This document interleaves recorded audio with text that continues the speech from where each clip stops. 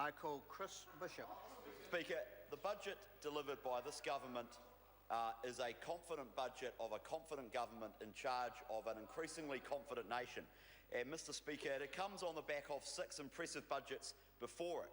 And sir, my contention is that collectively these budgets are reshaping the political landscape in New Zealand. Because politically and historically in New Zealand politics, the Labour Party has liked to think of itself as the party of progressive, even radical social change. And sometimes that's true. The 1980s were a time of radical social change in New Zealand led by the Labour Party for the better. And conversely, sometimes it's claimed that the National Party is the traditional Conservative Party, that we manage the status quo, that we build on the changes that Labour has made. But whatever is the truth of those claims, and I think they're contested, there is no doubt that the political situation today differs markedly from these perceptions. The traditional roles of the parties have been reversed. The Labour Party, sir, is now the real Conservative Party, fearful of innovative social policy, afraid of new ideas, the party which says no to everything, as they are saying no to this budget. Meanwhile, sir, it is the National Party, which is the genuine reformist party, determined to enter the social policy realm that the Labour Party has selfishly assumed it owned for itself, such as the welfare system, social housing and education.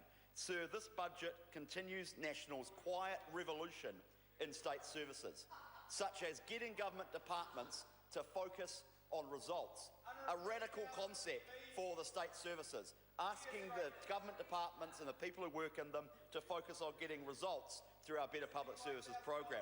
That drive is having demonstrable results, as the regular target reports that we publish for ourselves show. 38% reduction in youth crime since 2011. The number of teenage sole parents on a benefits dropped by 40% since 2011. Immunisation rates for Maori is now as high as the rest of the population. The previous government, sir, measured success by how much money it spent, whereas we as a government, sir, are prepared to measure success by the actual outcomes that spending delivers for New Zealanders. And sir, we are prepared to look at different ways of doing things, and this budget and the bill we're debating today reflects that. And we're prepared to look at different ways of doing things because simply throwing more money at social problems doesn't necessarily solve those problems. Between 2003 and 2008, sir, government spending under the previous government rose by 50% in 5 years. What did the Salvation Army say when we came to office in 2008? That there had been little to no impact on social outcomes for that increased expenditure. Hence, we as a government, sir, are embracing new approaches to old problems. Things like whānau ora, things like contracting and evaluation tools through social sector trials, things like social impact bonds. So we are transforming the welfare system towards one designed around an investment and liability prism. Rather than taking a traditional year-on-year cash view of the welfare system, sir, we are looking at the lifetime costs of clients in the system.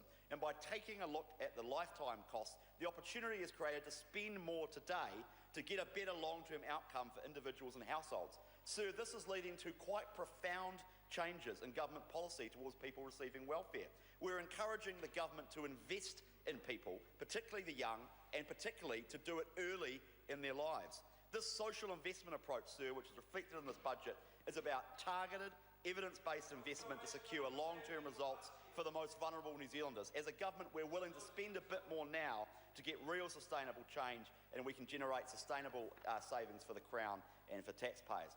In social housing, sir, and this budget reflects this, we are breaking down the near monopoly that Housing New Zealand has on social housing in New Zealand. We're growing the community housing sector and the social housing sector more generally, all with the objective of making sure tenants receive better care. Sir, what is the response of the Labour Party to these innovative approaches to social policy? Well, the first response is often silence. The party opposite has nothing to say about social investment approaches to policy. They have nothing to say about the Better Public Services targets, and they have nothing to say about whānau ora other than to complain. You won't find many press releases, sir, from Labour about social investment. They don't talk about it, they don't mention it, they don't understand it. You won't find parliamentary questions, you won't find press releases. So it's almost as if, sir, it's too difficult for them to engage on the genuine issues. So the first response from the Labour Party is often silence. To the extent that they do have anything to say, sir, it's often about tired and trite cliches. You know, calling the government neoliberal, which is the social democratic politicians' favourite term of abuse for centre-right governments. Notwithstanding, sir, the term is devoid of all meaning and is hilariously inaccurate when it's applied to this government. And often we get neoliberal thrown in with Crosby Textor, and we just heard it from Grant Robertson not 20 minutes ago. as if just, mentioning the name of Crosby Textor and neoliberal is a legitimate argument. Labor's response to the Productivity Commission report about social services released a few weeks ago, sir, was just simply to talk about the government introducing vouchers in social services, and they seem completely unaware that we have a voucher system throughout a lot of our social services. That just means funding following people when they go to particular services. They're all around us. The early childhood education system is a voucher system. Tertiary education, sir, is a voucher system, so they have little or nothing to say about that. And then we come to social impact bonds, and Grant Robertson talked about this in his speech just before. Labor talked about people profiting from social services. But again, sir, profit exists throughout our social services already. For example, in the health system, private hospitals exist. They provide surgery which is funded by the public. Private pharmacies exist, sir, which profit by filling Pharmax scripts, sir. Private medical manufacturers exist by developing better replacement hips, as Eric Crampton has pointed out in the New Zealand Initiative. So profit exists already, sir. That is not a legitimate argument against it. Then there was the nonsensical claim from people like Annette King that social impact bonds were experiments that have been proven to fail. The nonsensical claim, sir, on this critique, government would never do anything new, sir. So let's look at social impact bonds. Where are social impact bonds being trialled? Radical countries like Swaziland, which has got a social impact bond. Point of order. Eugenie Sage. Understood that we were dealing with the appropriation supplementary estimates for 2014-15. No. And that is a new initiative? Order. I'm the judge of that. Chris Bishop. We're also dealing, Ms Sage, with the Imprest supply bill, and I'm also responding to the ridiculous criticisms that Grant Robertson made about social impact bonds. So let's look at the countries that are dealing with social impact bonds.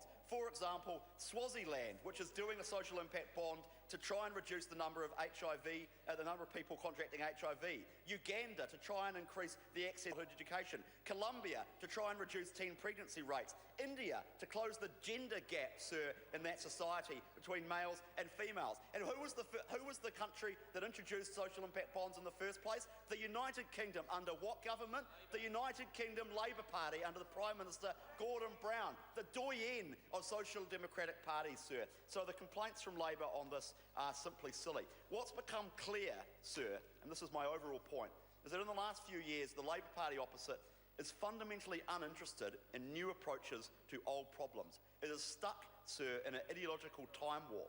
They insist, despite all evidence to the contrary, government has the answers to everything. The bureaucratic, monolithic state can effectively address social problems, and that's all that's required is yet more government spending. Social democratic parties, sir, around the world have moved on from this 1970s view of government. As I mentioned before, social impact bonds are being trialled all around the world, often by social democratic governments, sir. But in New Zealand, the Labour Party appears to remain stuck in the past. Sir, my core contention from this budget, which is reflected in the supplementary estimates and the Imprest supply bill that we are debating, is that the traditional roles of the parties in New Zealand have been reversed by this budget and the budgets that have preceded it. These days, sir, it is the National Party that is the progressive, equitable force for change and for good in New Zealand society. We are willing to accept, sir, that more government spending doesn't necessarily solve every government problem. We are willing to look, sir, at innovative approaches to social policy, like our social housing reforms, like social impact bonds, and like, generally, the investment approach that we are embedding at the heart of government in this budget. Sir, it is the Labour Party that are the conservative party in today's society, unwilling to look at change, who wants to say no to everything, and who, to the extent that they have anything to say, simply wants to engage in the debate with tired and trite cliches. Sir, the Labour Party opposite is out of touch and out of ideas. This party and this government is heading and creating a brighter future for all New Zealanders. Thank you. I call Eugenie Sage.